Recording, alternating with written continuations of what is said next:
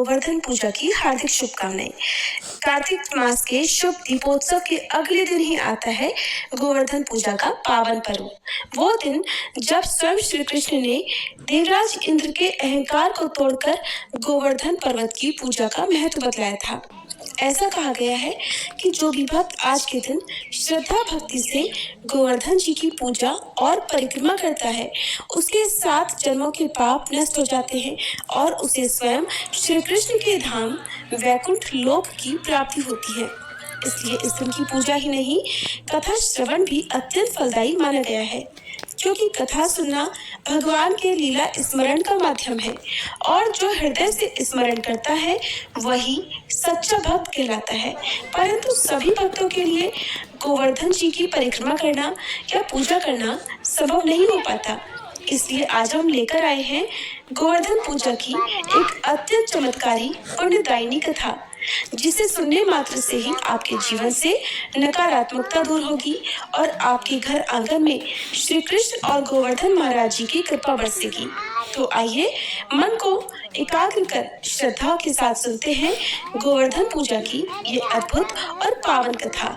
सभी मिलकर प्रेम से बोलिए श्री कृष्ण भगवान की जय, गिरिराज गोवर्धन महाराज की जय। नख पे धरी के श्री गिरिराज नाम गिरिधर पायो है, सुरपति पूजन बंद करायो श्री गोवर्धन को पुजवायो।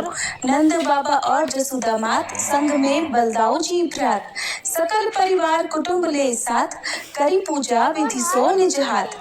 1.25 लाख मन सामग्री को भोग लगायो है, ब्रजवासी ब्रज गोपी आई वह पकवान डला भर लाई। चली कोई उल्टी पटिया पर, चली कोई एक दृढ़ अंजन सार। कान में नथनी झलकेदार, नाक में करण फूल लिए डार।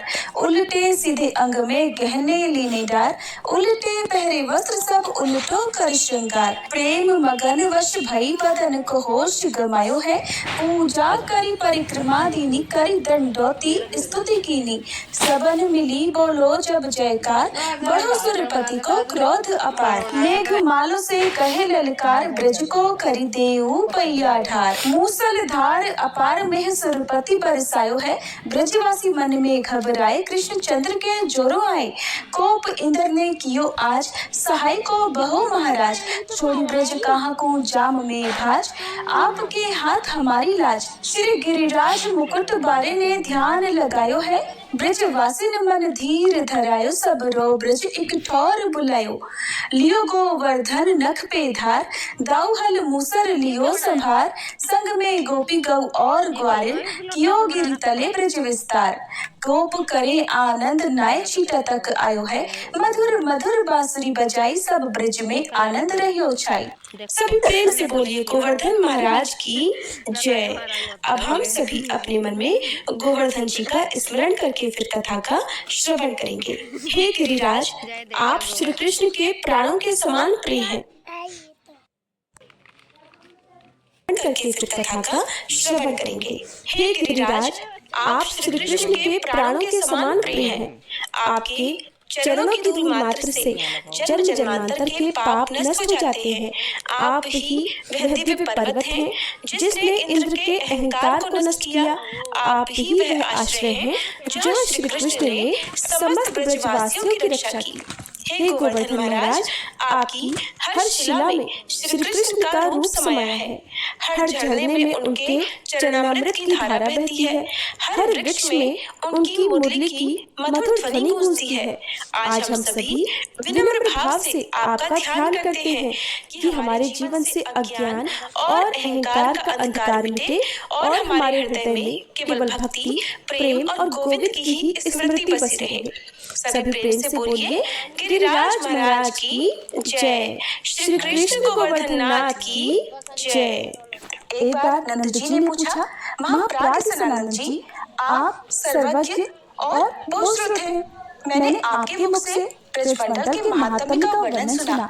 आप गोवर्धन नाम से प्रसिद्ध जो पर्वत है, उसकी उत्पत्ति कैसे हुई, ये भी मुझे कृपा कर बताइए। इस गिरिश्रेष्ठ गोवर्धन को लोग गिरिराज क्यों कहते हैं? उसका महात्म्य भी मुझसे कहिए, क्योंकि आप ज्ञानियों की शिरोमणि हैं। तब सनकानंद जी बोले, एक समय की बात है, हस्तिनापुर में महाराज पांडु ने धर्मधारियों में श्रेष्ठ श्री भीष्म जी से ऐसा ही प्रश्न किया था, पर उनके उस प्रश्न को और भीष्म जी द्वारा दिए गए उत्तर को अन्य बहुत से लोग भी सुन रहे थे। उस समय भीष्म जी ने जो उत्तर दिया वही मैं यहाँ सुना रहा हूँ।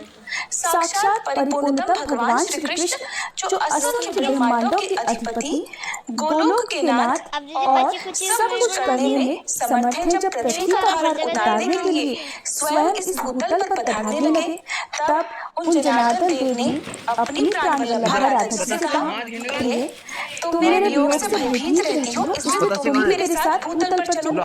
श्री राधा जी बोली, प्राणनाथ, जहाँ वृंदावन नहीं है, जहाँ ये यमुना नदी नहीं है और जहाँ गोवर्धन पर्वत नहीं है, वहाँ तो मेरे मन को कभी सुख मिल ही नहीं सकता।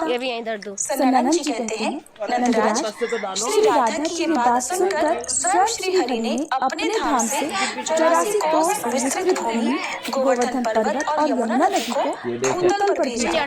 उस समय 84 कोस विस्तार वाली गोलोक की सर्वलोक वंदिता भूमि 24 वनों के साथ यहाँ आई। गोवर्धन पर्वत ने भारतवर्ष से पश्चिम दिशा में शाल्मली द्वीप के भीतर द्रोणाचल की पत्नी के गर्भ से जन्म ग्रहण किया। उस अवसर पर देवताओं ने गोवर्धन के ऊपर पुष्प बरसाए। हिमालय और सुमेरु आदि समस्त पर्वतों ने वहां आकर प्रणाम किया। फिर परिक्रमा करके गोवर्धन का विधिवत पूजन किया। पूजन करने के पश्चात उन महान पर्वतों ने गिरिराज गोवर्धन की स्तुति प्रारंभ की।